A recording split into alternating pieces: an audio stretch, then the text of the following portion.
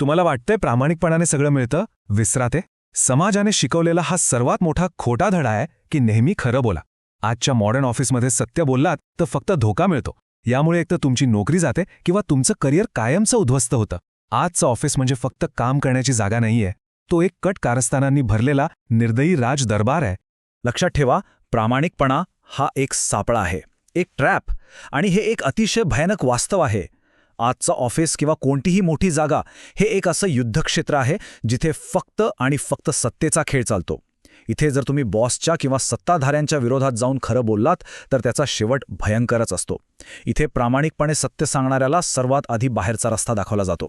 आपल्याला नेहमीच सांगितलं जातं की हार्डवर्क आणि सत्य नेहमी जिंकतं. हे एक डेंजरस खोटं आहे. खरी परिस्थिती पूर्णपणे वेगळी असते.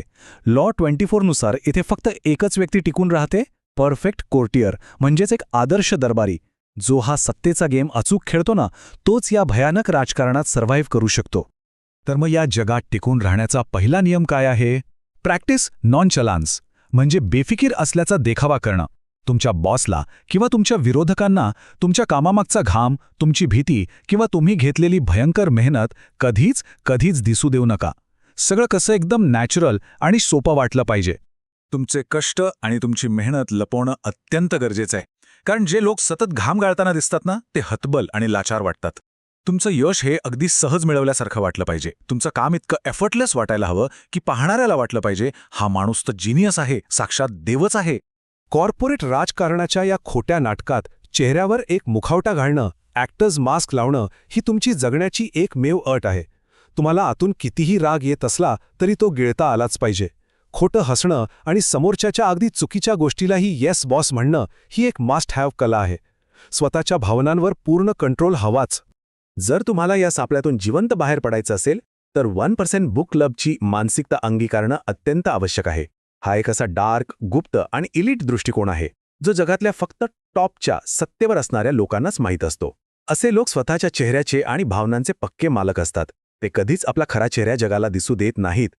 पण काही लोक स्वतःला खूप ओव्हर स्मार्ट समजतात. स्वतःला अतिशक्तिशाली समजणं हा सर्वात मोठा आणि जीवघेणा गैरसमज ठरू शकतो. ब्यू ब्रेमेल नावाच्या एका प्रसिद्ध फॅशन एक्सपर्टची स्टोरी हेच सिद्ध करते. त्याला वाटलं तो अनटचेबल आहे, त्याला कोणीच हात लावू शकत नाही. 1700च्या दशकातली गोष्ट आहे. तो राजाचा सर्वात लाडका माणूस होता. पण त्याने एक भयंकर चूक केली. तो खूप निर्धास्त झाला.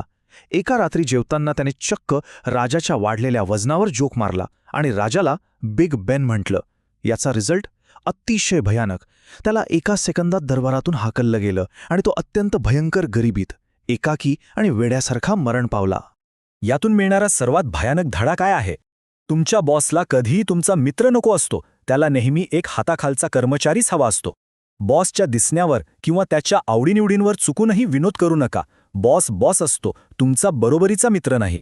मग इथे एक डेंजर प्रश्न पडतो. जर तुमचा निर्दयी बॉस एखादी भयानक मोठी चूक करत असेल तर त्याला थांबवायचं कसं? तुम्ही थेट टीका केलीत तर तुमची नोकरी नक्की जाणार आणि करिअर उद्ध्वस्त होणार. मग थेट वार न करता आपला जीव आणि आपली नोकरी वाचून असा कट कसा उधळून लावायचा? प्राचीन चीनमधल्या दरबारी लोकांनी यासाठी एक अत्यंत हुशार आणि इनडायरेक्ट मार्ग शोधला होता. ते कधीही त्यांच्या राजाला थेट दोष देत नसत. त्याऐवजी ते उलटे उडणारे हंस किंवा आकाशात काही विचित्र घटना घडतायत अशा गोष्टी सांगायचे. या गुप्त चिन्हांचा वापर करून ते स्वतःचा जीव न गमावता अतिशय शिताफीने राजाला येणाऱ्या संकटाची आणि त्याच्या चुकीची जाणीव करून देत असत. या विषारी जगात टिकून राहण्याच्या या फायनल ट्रिक्स आहेत. तुमच्या बॉसची नेहमी अप्रत्यक्ष स्तुती करा. समोरच्या व्यक्तीनुसार स्वतःला लगेच बदला. लाचारीने भीक मागू नका, हुशारीने कामं काढून घ्या. आणि सर्वात महत्त्वाचं, मीटिंग रूममध्ये बॉसला नेहमी सर्वात बुद्धिमान आणि टॅलेंटेड भासवा.